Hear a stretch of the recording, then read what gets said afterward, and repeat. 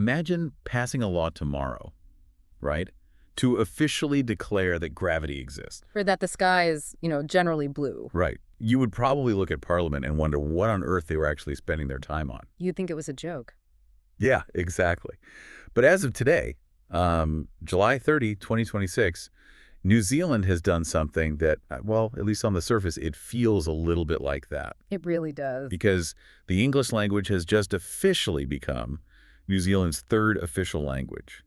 It just passed its third and final reading in Parliament. Joining Te Reo Māori and New Zealand Sign Language on the statute books. Yeah. And, on a superficial level, it sounds like mere administrative housekeeping, just checking a box. Right. But when you look closer, this milestone forces us to examine the invisible water we are all swimming in, culturally and politically. Okay, let's unpack this. Yeah. Because the stack of sources we have for this deep dive is just wildly varied today. It's quite the mix, yeah. We are pulling from real-time news reports out of the Parliamentary Press Gallery, the actual Hansard transcripts from the debating chamber, and this is the best part, a 50-year academic study on toddlers' picture books. Which sounds completely unrelated, but I promise it ties everything together. I know. I can't wait to get to that. But the goal today isn't to just give you a dry news update about a bill passing. Oh. We want to take these sources and explore a much deeper question for you listening.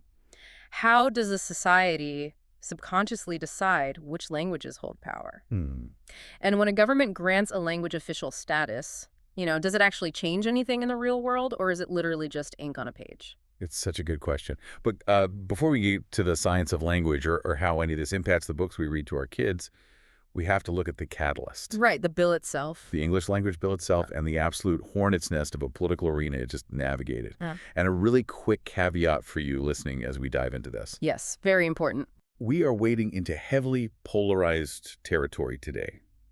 The sources feature very intense viewpoints from all across the political spectrum. Right, both left and right. Exactly. And our mission here isn't to take a side or endorse any of these political arguments.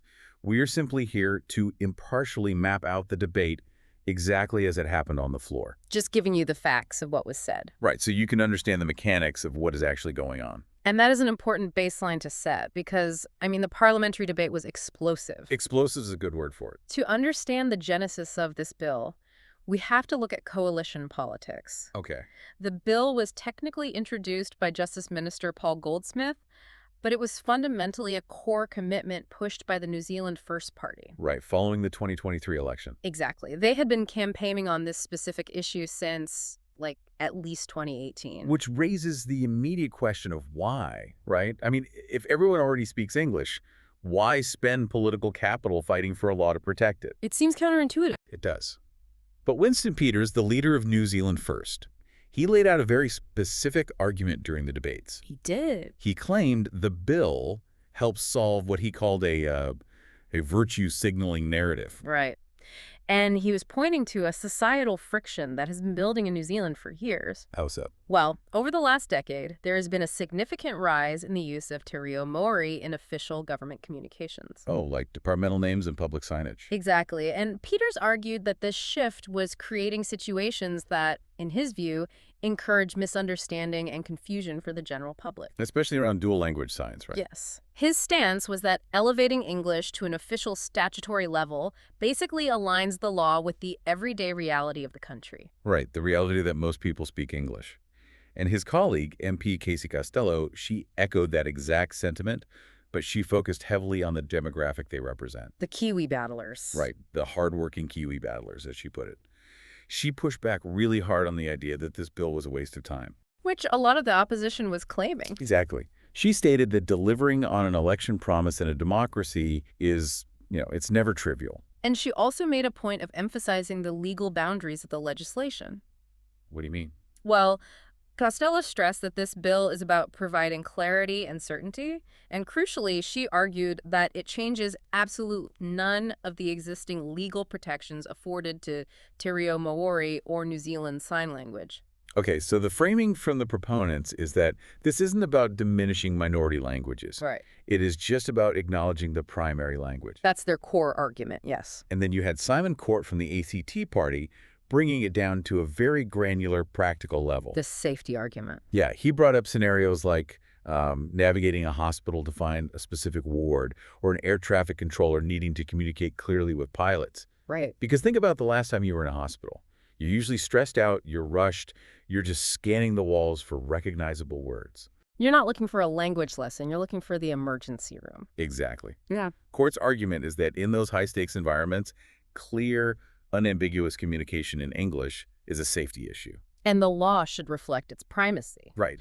And I mean, that practical framing makes sense on its face. But the pushback from the opposition benches was incredibly fierce. Oh, it was brutal. They attacked the core premise that English was under any threat whatsoever. Yeah, Green Party co-leader Chloe Swarbrick bluntly called the bill bullshit. Which is pretty strong language for Parliament. Very. And Labour MP Duncan Webb described it as silly and meaningless. Because the transcripts show a debate that transcended just policy disagreements, It right? was deeply ideological. Yeah. Hmm. Te Pāti Māori MP Orini Kaipara actually delivered her speech entirely in Te Reo Māori. Wow. And she called the bill a waste of breath. Because her central argument was that English is just this global juggernaut. Exactly. It's the dominant language in New Zealand in every sphere: media, commerce, education. So why does a juggernaut need legislative armor? Right, that was her point. But the political maneuvering at the very end of this debate is perhaps the most revealing part of the whole saga. Oh, I know where you're going with this. Despite their visceral, philosophical opposition to the bill, the Labour Party actually ended up voting for it. Which is wild. So what does this all actually mean? They essentially just held their noses and voted yes, just to kill the debate. That is essentially what their acting arts, culture, and heritage spokesperson, Willard Jean Prime, admitted. Really? Yeah, they reluctantly supported the bill so Parliament could move on from what she termed a needless culture war. A culture war. Yeah. They believed the time spent debating the status of a globally dominant language was actively distracting from more pressing issues. Like the cost of living or healthcare, I imagine. Exactly. The phrase culture war really gets to the heart of it, doesn't it? It implies this isn't actually about vocabulary or grammar. No, it's about identity. But I'm still trying to wrap my head around the practical reality of this law passing. I mean, if over 95% of the country uses English to buy groceries, write emails, and, argue on the internet, As we do. as we do, is this legislation actually doing something tangible? Like, if 95% of the country already speaks English, is passing this law basically like passing legislation to declare that water is wet? Or does it actually do something? To untangle that, we really need to look at what the linguists and academics in our sources have to say. Okay, let's look at the science. The distinction they draw is between two concepts: de facto and de jure. Okay, de facto meaning what happens in practice in everyday reality, regardless of what the rulebook says. Right. And de jure meaning what is strictly codified in law. Got it.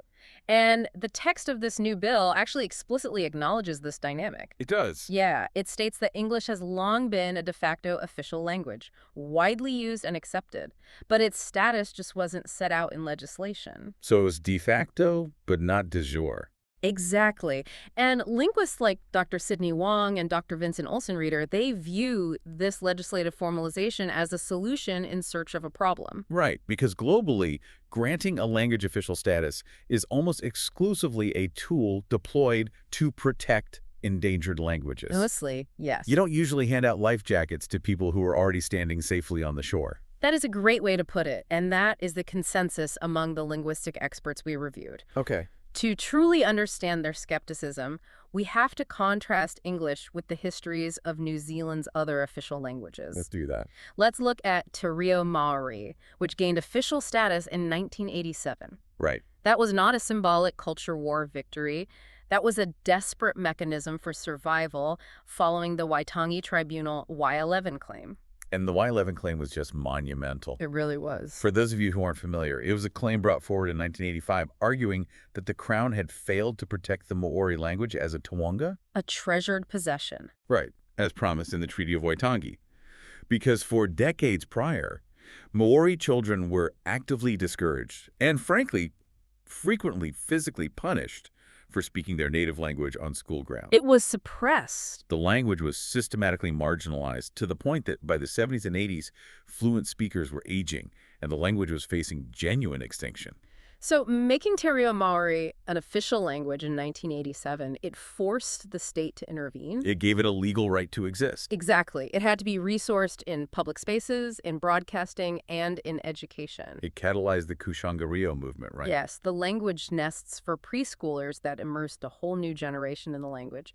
It was a tangible, necessary lifeline. And the trajectory for New Zealand Sign Language was incredibly similar. It was. NZSL achieved official status in 2006. Okay. Prior to that legislation, deaf New Zealanders faced immense systemic barriers.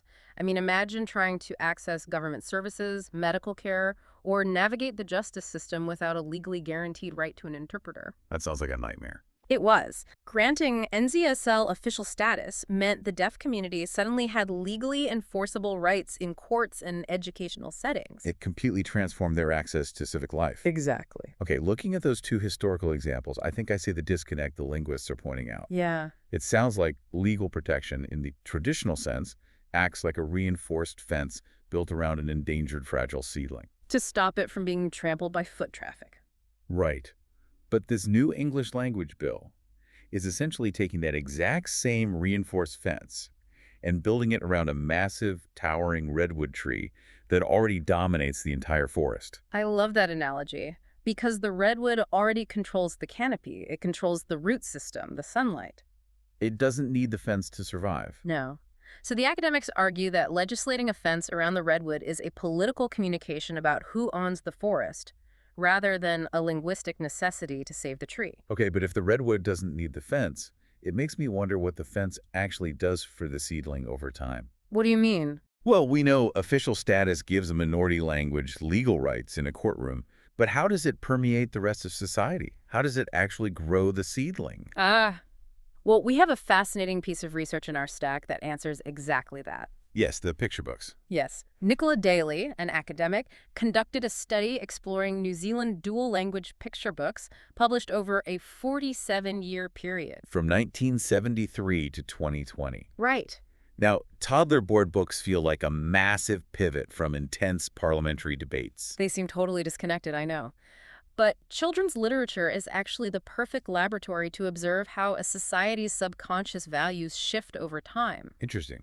Daly uses a framework called linguistic landscapes. Linguistic landscapes, what is that? It's the study of how the physical placement of language reveals underlying societal hierarchies. Okay, so we aren't just looking at the narrative of the story. No, not at all. We are looking at the architecture of the page, font size, boldness, the physical order of the words, and, who gets shoved at the margins. Yes, the visual real estate. And Daly traces this chronological evolution beautifully. Where does she start? She starts in 1973 with a book called Crayfishing with Grandmother. Okay. This was published 14 years before the Māori Language Act, during the era when the language was actively declining. And the physical landscape of that 1973 book is incredibly telling when you view it through this lens. It really is. Because on the cover, there's only an English title.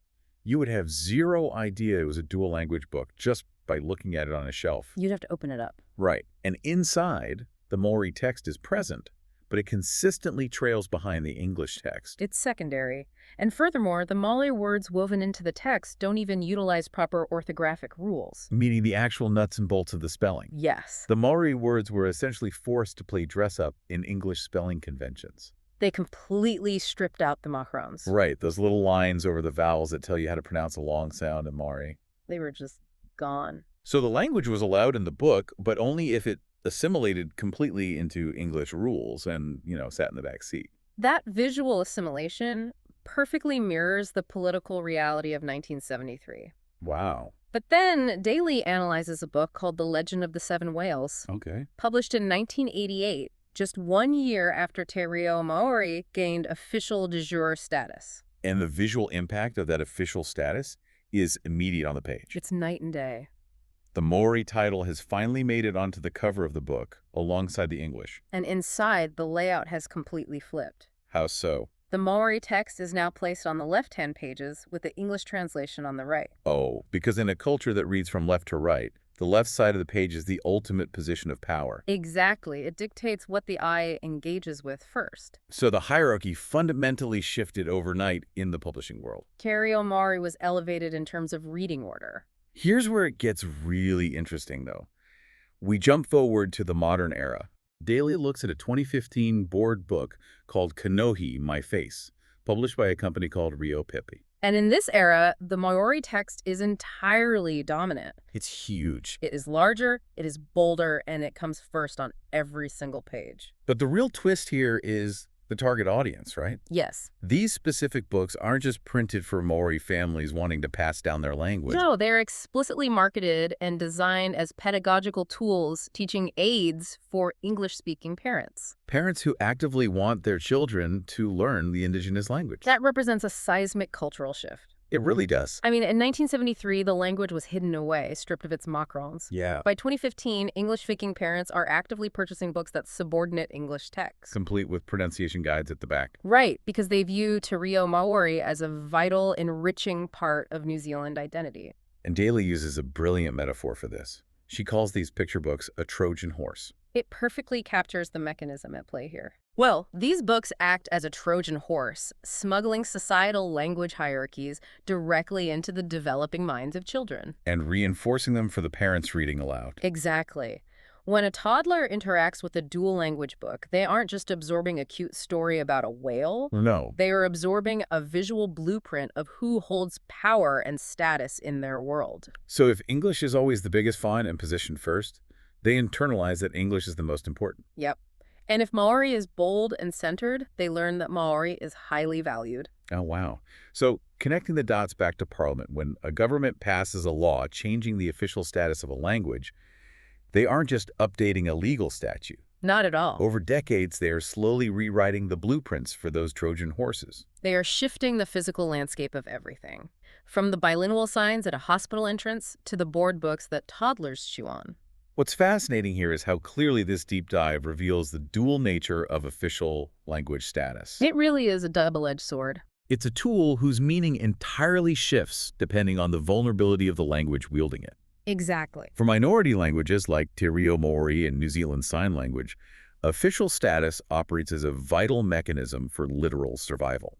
It is that reinforced fence around the seedling. Right. It compels the state to allocate resources, it guarantees legal rights in the justice system, and over time, it physically alters the cultural landscape of the country. Moving a marginalized language from the trailing edge of a page to the bold font on a cover. But for a globally dominant language like English, our giant redwood, granting it official status, doesn't alter its daily usage or its survival trajectory. No, it's not going anywhere. As the fiery parliamentary debates highlighted, this legislation serves as a highly contested political validation of a reality that already exists. It is a statutory message regarding national identity and cultural primacy. Absolutely. This entire debate goes so much deeper than just a headline about a bill passing its third reading. It changes how you see things. It completely changes how you view the text that surrounds us every day. And for you listening right now, I want to challenge you to try something today. Highly recommend doing this. Look around your own life. Examine the linguistic landscape of your own routine. When you walk into a government building, what language is prioritized on the directory?